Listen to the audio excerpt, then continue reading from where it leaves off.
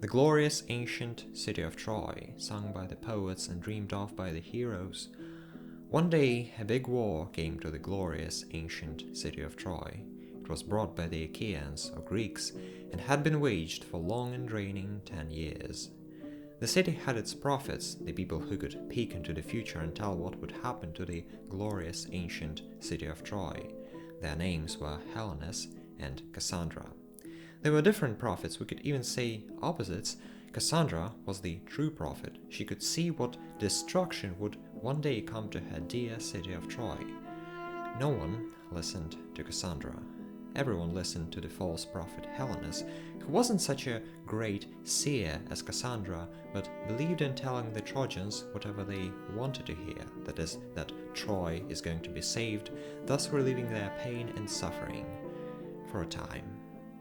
We might say he was a liar, but even if so, he was a noble one. Instead of drowning the Trojans in grief and expectations of death, Helenus decides to envisage the Trojan victory, hoping that this fictional prophecy would raise the spirits of the citizens and eventually become reality. But that did not happen. In the year today unknown, Troy was captured and turned into ashes. Cassandra was right. But we may wonder, wasn't Helenus also right in his own way about the ways in which he could construct the truth, even though it is temporary, for the sake of making life more bearable? After all, his views embrace the idea that all the world is a text, and as such can be written and rewritten, just like a book. About these opposite views, Cassandra's view that truth can be found and Helenus's view that truth needs to be constructed, about these two radically different opinions we are going to speak about today, and our guide in these difficult matters would be Lesya Ukrainka's masterpiece of a play, Cassandra. Without further ado, let's get started with the false prophet Helenus and his opinion on the matters of truth.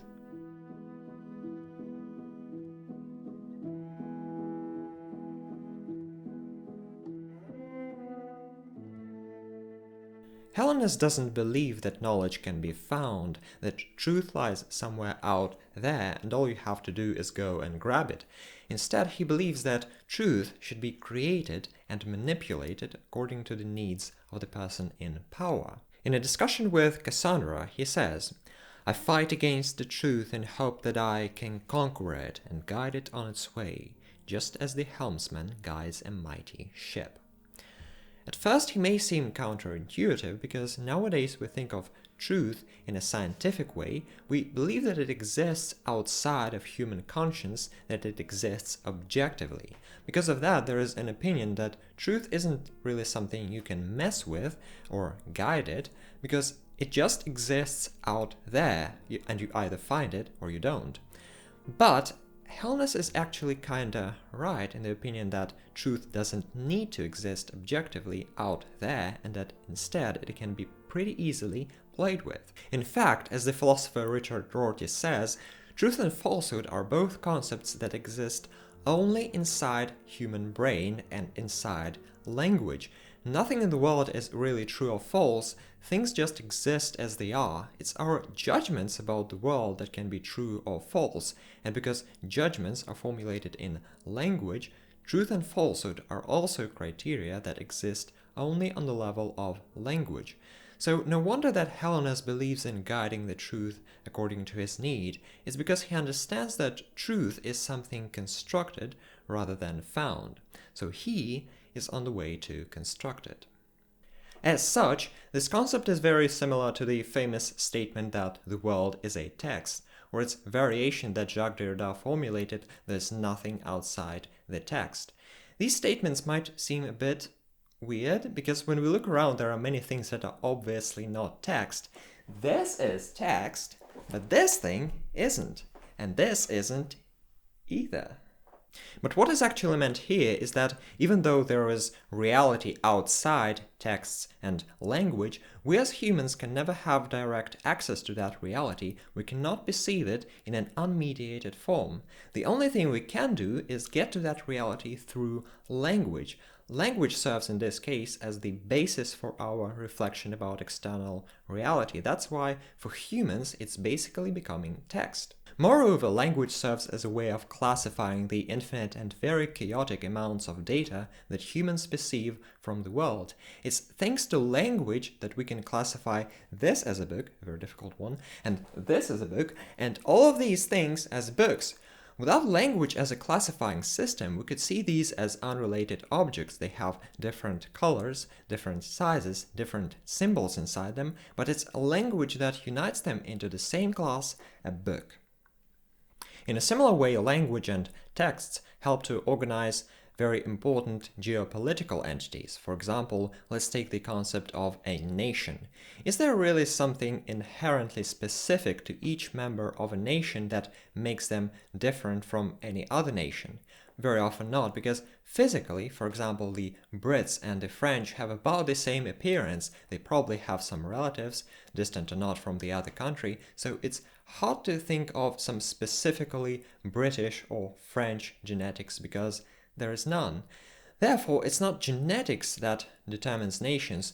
What determines them instead are things that exist at the level of language, like history, laws, culture, literature, and self-identification of the citizens. This is partly why Benedict Anderson was writing about nations as imagined communities. It's because nations are imagined.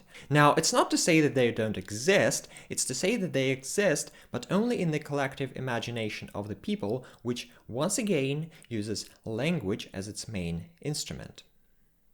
And the same concerns many other things that we see as very important. It's culture, arts, politics, history, even science. All these don't exist in any other form as texts in the broader meaning. But even despite their textual existence, all of these things matter to us a whole lot. Now, Helenus from Lesya Ukrainka's play seems to be embracing a very similar idea. For him, there may well be some kind of reality outside text, what he calls truth, but that doesn't matter because we only gain access to it through language and therefore distort it, making it not what it really is. So, taking that into account, Helenus accepts the textuality of the world and truth, and therefore accepts that all of these things are constructible and can be manipulated. All this is the exact reason why in an argument with Cassandra, who blames him for telling things that are obviously not true, Helenus answers, "Truth and untruth again, let's put these words aside, they have no meaning. You think that it is truth gives birth to speech. I think that it is speech gives birth to truth." So here Helenus basically turns the traditional rationalist views on knowledge upside down. Traditionally, it is seen that in the world there is truth somewhere out there, and the person who wants to understand the world has to describe the truth about the world using language, whether natural language or the language of formulas, by writing the truth upside down and spreading it among other people. Helenus says, wait a second, it's nothing like that, because first there is language and it's up to the speaker to decide what is the truth. It's up to them to construct and categorize their world. And it's not just abstract philosophical talk about knowledge. Helenus gives a very concrete example of how difficult it is to tell truth and falsehood apart, to the point that it doesn't make sense to do so any longer. And what is truth and what is untruth? Lies which then come true are hailed by all as truth. For instance, once a slave told me a lie, saying my vial was stolen, simply meaning he didn't want to go and seek the vial. But while the slave was idling, then indeed the vial was stolen. So where was the truth in that, and where the lie? The thinnest line divides the lie from truth in what has passed, but in the future there's no line at all. And this makes total sense, because at least with the past, we have some kind of historical distance that may allow us to get more understanding of the events that have happened, and thus we are more likely to find something resembling the truth. But in the present, from the midst of the events, it's basically impossible to tell what's actually happening on a global scale. So this is the view of Helenus. When finding out the truth, language always comes first, and then with language, truth is created. But what about Cassandra?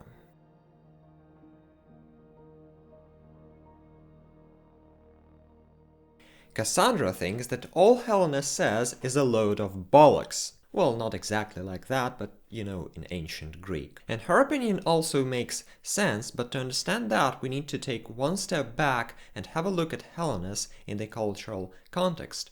From that perspective, we may notice that his constructivist approach towards truth is essentially post-modern. He completely disregards whatever may be the truth and instead focuses on creating an acceptable image of reality. As such, this view reflects the concept of post-truth, in particular as outlined by Hannah Arendt in her essay Lying in Politics, which also seems to be undermining the whole mindset of Helenus and taking the stance of Cassandra while speaking about the Vietnam War. In her essay, she analyzes the constant lies the US government used to justify the war based on the leaked documents called the Pentagon Papers. Although she says deception and lies have always been an inherent part of politics, the US government brought those lies to a completely new level. Normally, the power that lies does know the truth, and because of that, it can tweak the truth to suit its needs. But in the case of the Vietnam War, the American decision makers not only disregarded the truth, but they didn't even know it. She draws this conclusion from the numerous obviously false assumptions the government had when making their decisions. She calls this total ignorance defactualization because of the way the US was never really interested in facts, but only in creating an image of the US as the mightiest country in the world. She writes, "For it is indeed true that American policy pursued no real aims, good or bad, that could limit and control sheer fantasy. Neither territory nor economic advantage has been pursued in Vietnam. The entire purpose of the enormous and costly effect has been to create a specific state of mind." The state of mind that's mentioned here is exactly what people think and write and believe about the United States and its enemies. But this kind of defactualization isn't only specific to the US decision-making. After all, this is the same thing that Russia is doing nowadays by completely ignoring the facts of history. Take removing all references to Kiev when speaking about Kievan Rus. Helenus from Ukrainka's play is the character who embraces this defactualized view on politics. He doesn't care about what is really going to happen to Troy. All he wants is, again, to create a specific state of mind in the Trojans to make them believe Troy is going to win the war, whatever happens and whatever Cassandra tells. Arendt also has a very good explanation for why Helenus is believed by so many, whereas no one even wants to listen to Cassandra. It's because lies are much more plausible than truth. Lies are simple to understand and pleasant to hear, that's why we tend to believe in them more.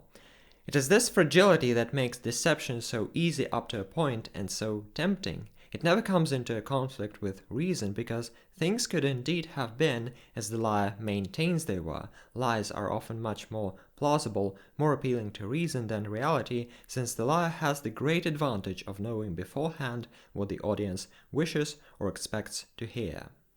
As you may understand, there are a few issues with this approach, at least two of them. The first one is that eventually the liars themselves are no longer able to tell truth from fiction, a very postmodern symptom, and in the end become unable to stay sane in a fit of schizophrenia. Oksana Zabuzhko, one of Ukraine's key contemporary intellectuals and writers, explains the fall of the Soviet Union along similar lines in her novel Museum of Abandoned Secrets, which also clearly alludes to Lesya Ukrainka's play. If one were to try to find a single reason for why the USSR collapsed, it was under the burden of its own lies. All of it accumulated over 70 years. Because virtual reality, it is this thing I'm here telling you that can hit back very hard if you play with it for too long. You can't keep lying and maintain your own sense of how things really are at the same time. If you keep ordering a certain picture on TV, you eventually start believing it yourself, inevitably. And that's the end of any, as you call it, actual governing. Exactly what happened in the USSR. Besides this inability to tell truth from fiction, another problem with post-true decision-making is that it just never works. The liar would never be able to create an alternative post-truth true reality that wouldn't be undermined here and there by actual facts, witness evidences, or data leaks, just as it happened with the Vietnam War.